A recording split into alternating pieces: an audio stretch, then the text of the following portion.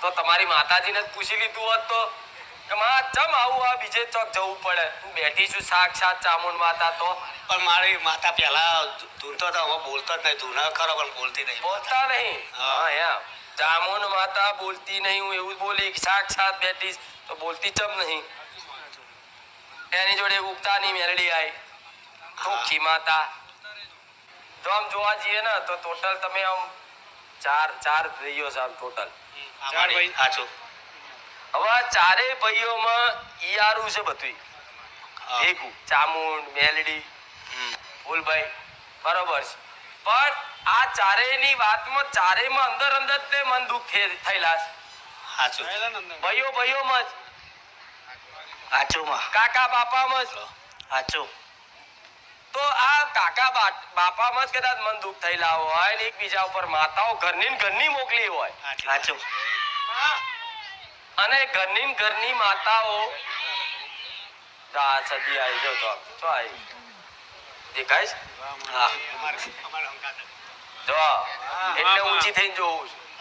એમની અંગાત સાહેબ બોલતા ભાભી થાય એ ચાલુ થઈ. જો હું વિચારું સ્વિચ અહીં પાડી લાઈટ ઓફ ચો થઈ. તારું જોયું કે ચો છે આ કનેક્શન કહેવાય. આ ભાઈઓ ના જ કદાચ અંદરની ગોઠો છોડી નાખો. માતા ચામુંડે બોલશે, મેલડી બોલશે, ખમા મજા લીલા લેર બોલશે ને અને ખમામ ખોટ પડત ગોળાવ ખુખાર મેલડી ને એકબીજાને તમે માતાઓ મેલેલી છે. હા સાચી વાત. ભાઈઓ ઓમ માતાઓને મોકલી છે કે જોજે ને ઓમ કરજે તારું નખો થાય, તારું ઠાઠડી બંધાય, તારી આ થાય. આ શું ખોટું? અને તાર હારું કરવાનું થયું એટલે ભાઈ લેહર ભાઈ જોડે એ દાર તો તું આવા ને આવી બધા કવેણ બોલતા હતા, માતાઓ સંભાળતા હતા અને માતાઓ મોકલી અને માણસો આટલા લુચ્ચા ભેગા થઈ જાય.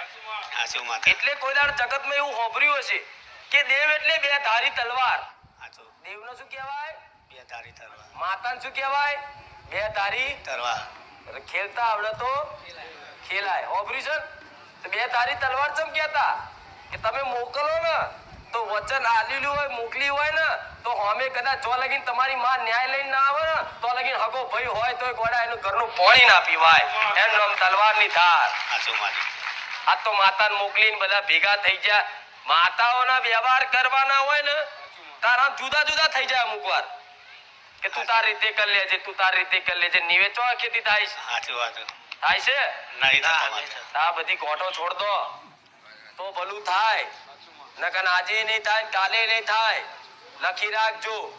તમે કહો છો કે માતાજી અમાર બોલતા નહીં, તો ત્યાં પ્રશ્ન કર્યો એનો જવાબ આ દીધો. માતાજી નહીં બોલતા એનું કારણ છે કે ધૂણીને માતાજી કોને કે? ચોર ને સૌકાર તો બે ભેગા છે.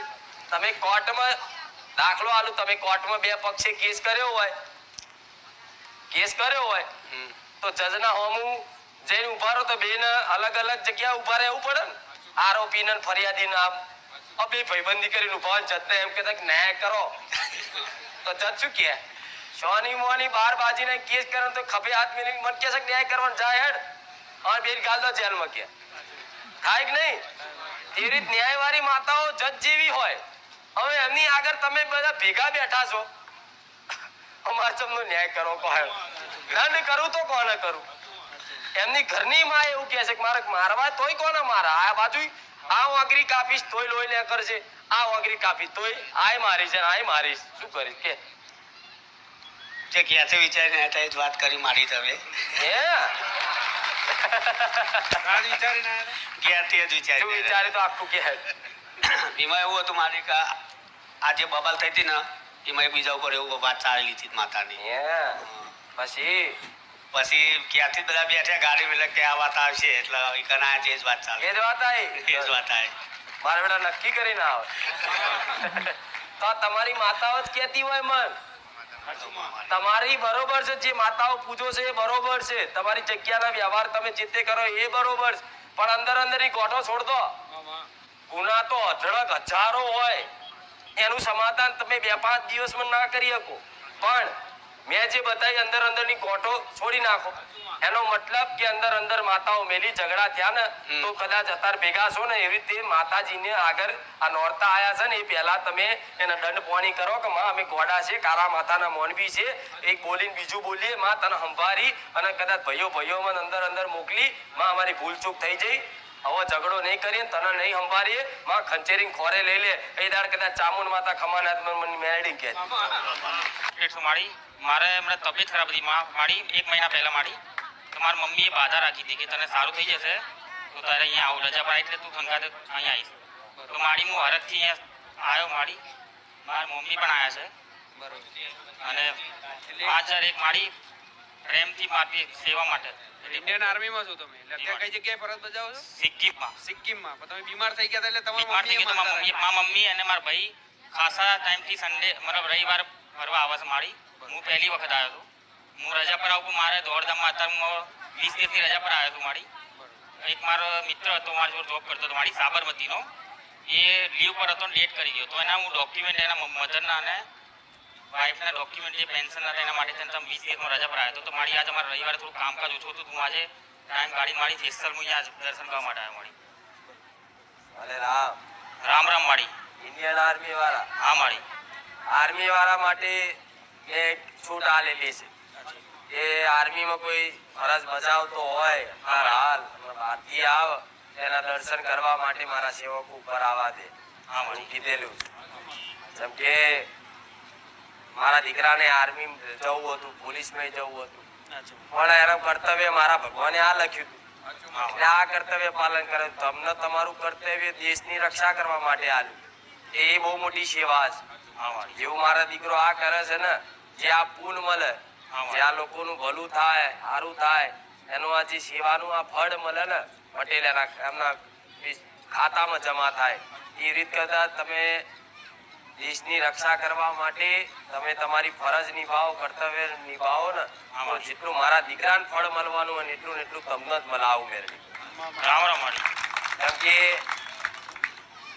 સેવા કરવી દેશની એ રમત વાત નથી મારી. એ ભગવાને ઉપરથી લખેલું હોય.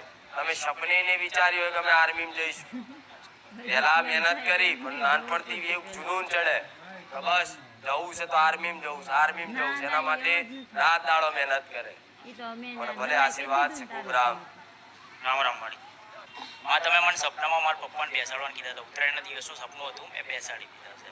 બેસાડવાનું સપનામાં? 14 તારીખે સપનું આવ્યું. સપનામાં શું કીધું તું? સપનામાં મને માતાજીએ બહુ ત્યાં ઉચ્ચથી મને લઈ ગયા હતા અને ત્યાં માતાજીને મેં પૂછ્યું ઘણી વખત, 2-3 વખત સપના આવ્યા હતા અને પહેલા મારા પપ્પા 3 વખત સલંગ સપનામાં આવ્યા. એવી રીતે 10, 11 3 દિવસ સપનામાં આવ્યા. છતાંય મને માતાજીએ રૂબરૂ સપનામાં એને કીધું કે તને 3 વખત સપનામાં આવ્યા તોય તને ખબર ના પડી તાર પપ્પાને બેસાડવાનું કહે છે. પછી મેં મારા પપ્પાને બેસાડ્યું. કેવા સ્વરૂપમાં હતા માતાજી? ચુંદડીના સ્વરૂપમાં આવ્યા. ચુંદડીવાળા સ્વરૂપ. 3 વખત તાર પપ્પા સપનામાં આયા. આમાં તમે કીધું હતું. તોય ના સમજ્યો. ના સમજ્યો. છેલ્લે મારે કહેવા આવવું પડ્યું 3 વખત સપનામાં આયા તોય નહીં સમતો. આમાં 14 તારીખનું ઉત્તરાયણનું સપનું હતું. રામ રામ. જોજો. અરે રામ. મારી બેનને બેસાડી માસી ગોદરની દાદીને બેસાડી. આ સમજ છે ને જારી રાખજો. રામ રામ. રામ રામ.